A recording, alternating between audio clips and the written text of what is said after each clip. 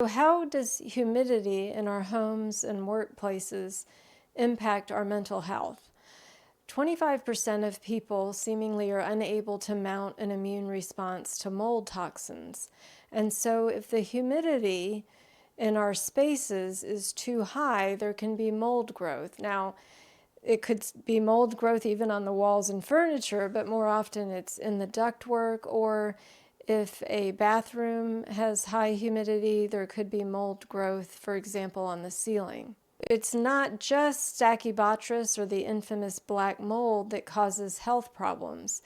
There are other types of molds, also in water-damaged spaces or within buildings, that can cause not only physical health issues, but many brain-related symptoms, things like brain fog, fatigue, anxiety, depression, even panic and OCD, mood swings, and for some people it can be a contributing factor to psychosis. So to measure the humidity, we can use a hygrometer. This is something that can be bought online for under $10 or at a hardware store.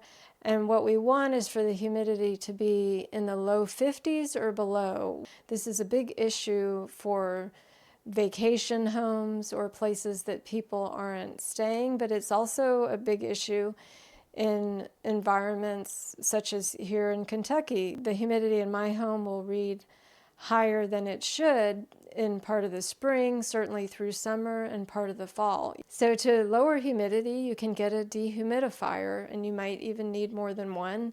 There is a way to put a dehumidification system on your HVAC system that can help control that. You can also, however, just buy a dehumidifier. To pick one out, you're going to look at the size of the space that you're generally going to be drawing from. These often will need to be emptied at least once a day.